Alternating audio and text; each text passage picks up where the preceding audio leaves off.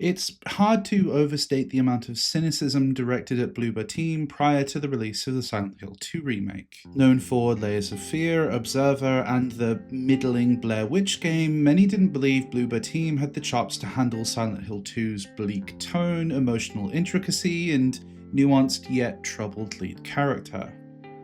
With it being such a beloved game, I know about a third of my wardrobe was Silent Hill related as a teenager. Some believed a mishandling of Silent Hill 2 would not only slam the door shut for future remakes or continuations, but soil the legacy of the original at the same time, assuming we ignore the poor remaster, that is. The Medium, a game from Bloober, which very obviously takes from Silent Hill in both subject matter and mechanics, was criticised for its handling of sexual abuse and mental illness.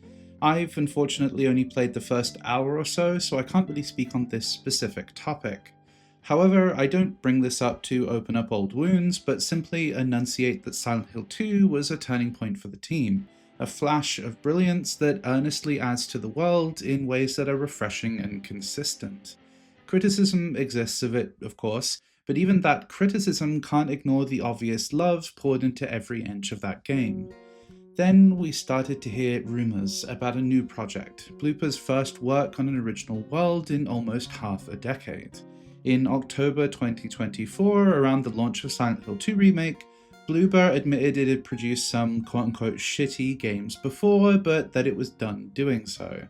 At the same time, Bloober clarified that it didn't want to make something similar to Silent Hill 2, it wanted a new direction for the studio, one to carve its own niche. Then, just a few months ago, Bloober's lead writer said, quote-unquote, "No more James Sunderland running around the place with his wooden plank, this needed to be something else. We are not only horror fans, but we love everything sci-fi and 80s. So we decided, okay, let's treat ourselves, let's make it us. Put Poland in it, the badass suit, time travel.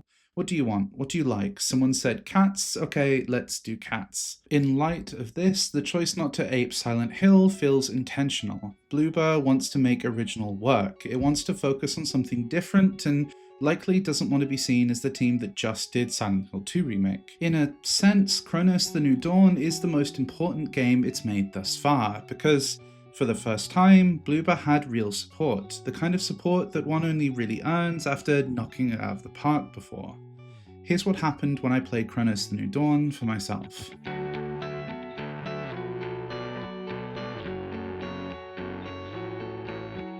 But first, a quick note, we're incredibly close to 4,500 subscribers, and that's kind of my goal for the year. If you feel like helping out and want to subscribe, I'd really appreciate it.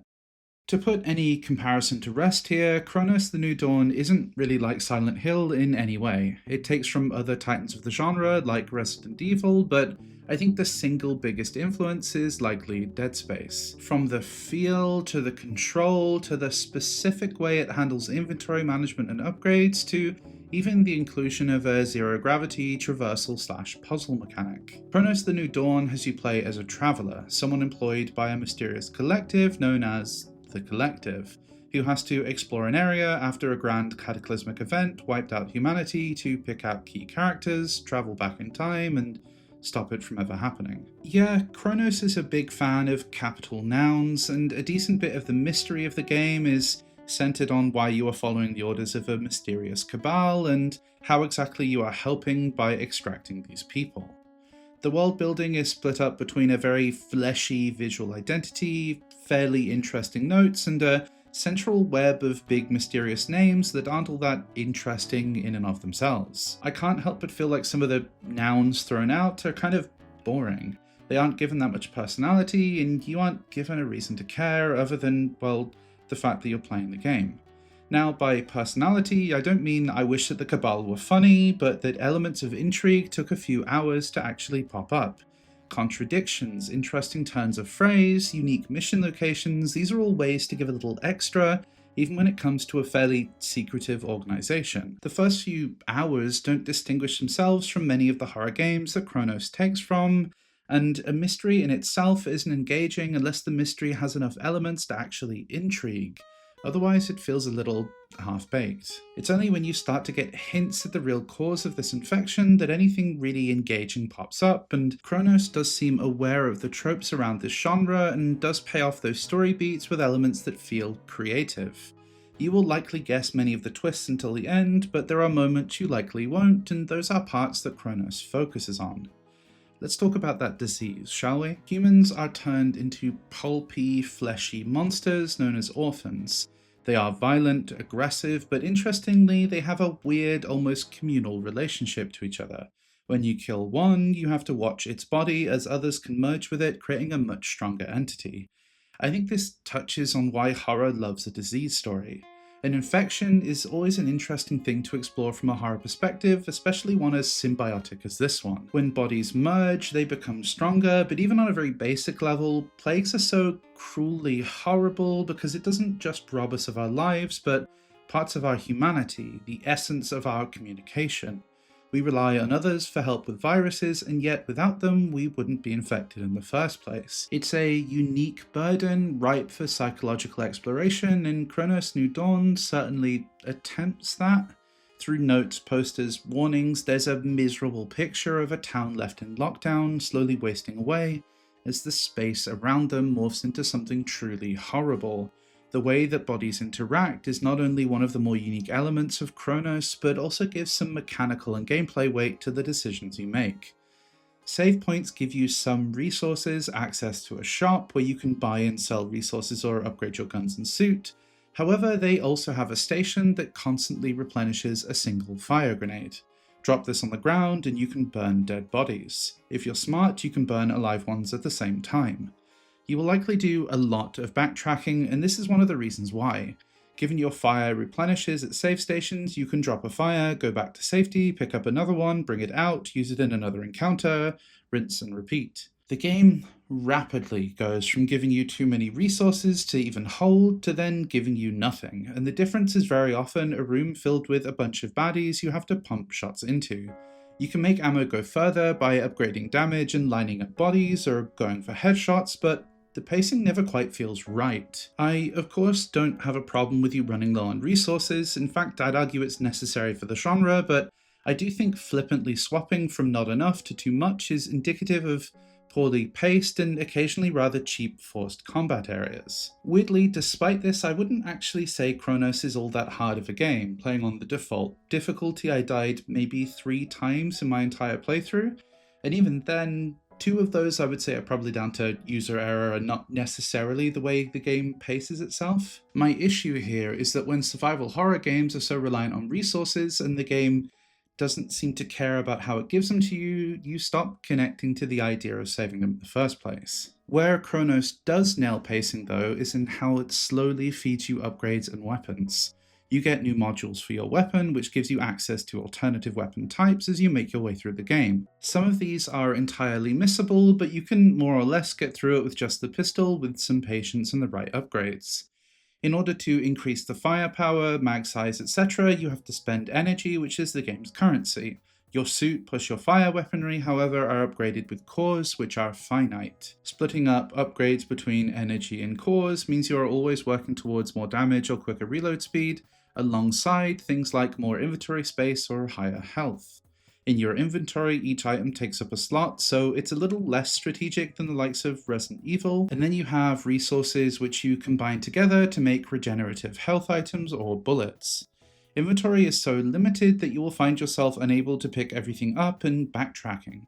Then you have items like a set of bolt cutters that mostly gets you into optional areas but takes up an inventory slot, so you will often have to mark where that is, run back to a safe spot, grab the cutters out of the storage, run back again, then go put the bolt cutters away. There was, however, one key moment about midway through the game where I landed in a safe zone and the music just hit me. It's the kind of music that makes you want to sit back and take everything in. The sort of sounds that make you want to stay perfectly still and just reflect. Yet, I don't think the game quite deserves it. It doesn't have the emotional weight to carry such a sorrowful song. That's not to say it doesn't have flashes of emotional depth. There's a moment where our main character is interacting with another traveller named the Warden, trying to understand what makes humans tick, And there's something interesting in here. There's a clash being enunciated. First, the idea of some sort of entity trying to make humans survive in as clinical a setting as pushing panda bears together and hoping they breed. But then you have that alienation that comes from the longing to understand. Our main character plays into this feeling well. Initially, she has this cold, detached, sterile feeling to her, and by the end you feel like you hear something else. In fact, I'd argue that music is standout across the board. When a character pieces together what's going on, it has a habit of playing this brooding synth track, and by the end it signals something. It goes from an accompaniment to a revelation into a revelation all in itself. This motif is clever sound design, and one that tricks your brain into foreseeing relevance in the story. And the story after the first couple of hours is mostly told well. Story beats can be quite emotive, with clean and interesting shots. They play with the light well, and they know when to sit. Like the rest of the game though, I often struggled to see what made it itself unique. The gameplay nabs from all these other places, but really feels like something itself. It has a few puzzles here and there, and challenges you mechanically by introducing new elements like moving objects through time or walking up walls, but it's clear where this inspiration comes from. I can't think of a single visual, story element, or mechanic that feels wholly unique. And I of course acknowledge that games and art generally are iterative by nature, but Kronos struggles a little to tie them into a package that becomes something new. It loses a little bit of its identity in trying to mishmash all of these different ideas. Its choice of environments, unfortunately, don't feel all that inspired either. Taking you through apartments, a hospital, a spooky underground, they feel like a pastiche, not slapstick or thoughtless enough to be pure parody, not self-aware enough to be homage. And here's the thing I kept feeling about Kronos. There is plenty of ground for this to become interesting. It was post hoc labeled a COVID game because it's a work about quarantine that was worked on in a real-life quarantine, and yet it quickly moves away from the parallels you could draw. This makes it safer, but also makes it less emotionally resonant. And the alien and clinical nature of the lead could add to this more. The brooding, unemotional protagonist isn't particularly a unique one, but in this case it makes sense. We are observing humanity, mostly through the lens of a scientist, but also partly through curiosity, and it has these sheens, these tiny little moments that are as emotive and striking as they should be. It proselytizes about the good elements of humanity for 30 seconds at a time, and then shows you how humans act when all they know is fear. But it also feels torn to me in lots of different ways. It's a well-made game that looks nice, sounds pretty great, and is as slow and visceral as you want it. Inventory management, though perhaps tedious, works in the game's favour to make the peeling back of its world just a tad more agonizing. The hint of tacticality in using flames reminds me of Alan Wake, and this is a system that moves it just an inch away from just generic baddies. The same is true of the merging that enemies do. I don't think I ever got to a point where I would say it was bad, but I took a 2-week break in the middle of finishing the game, despite it not actually being that long. That's partially because, despite the game being about time travel, the biggest time loop I felt was retreading games made 5, 10, 15 years ago. Kronos never felt actively uninteresting to me, but whether or not Bloober could land the ship interested me more than seeing the end of the game, which felt rather damning when I finally realized that. Part of the reason I saw it through to the end was just so I could see it through to the end. Because I think I actually want to see Bloober continue what it's doing. There's a meticulous level of detail in some of the notes in this game, and it's actively one of the better parts, and though I think much of the game mechanically is derivative, it's hard to say it's not doing it well. I think ultimately how I feel about the shadow of the Silent Hill 2 remake is that I think Bloober is already out of it. Shipping a game like this all in itself that has a lot of solid elements is more than enough to show it has the chops for much more. I do, however, think it's in the shadow of something larger in the survival horror space, and Kronos: The New Dawn doesn't quite feel enough like itself. There's clearly a strong team at the core of this game, one that knows when to let a moment sit and can make a game feel satisfying and scary to play. but Kronos feels a tad safe, pretty much across the board, with arguably the most cumbersome parts being its most unique. When I took that 2-week break, the two things that simultaneously popped up in my head when I thought about Kronos was a captivating vision of the warden playing a human song on piano, and how terribly choreographed the fairly contrived fighting spaces are. That feels rather fitting even now, and I imagine that will be what I think of when I recall Kronos a year from now. Thank you for watching my video on Kronos. If you happen to play it, I'd love to hear your thoughts. I think there are some who really like this game, I saw some that really hated it, and I think I found myself somewhere in between. There's definite elements I like here. It's clearly like a team that is talented and knows what it's doing. I think Kronos just felt a little lost to me in some ways. It's definitely a game though that makes me interested to know what it's doing next, because I think Bloober Team has something excellent in front of them. I just don't know when that's going to happen. If you like this video or just want to support in any way, liking the video always helps, and more importantly, I'd really appreciate if you subscribed. Thanks so much for watching.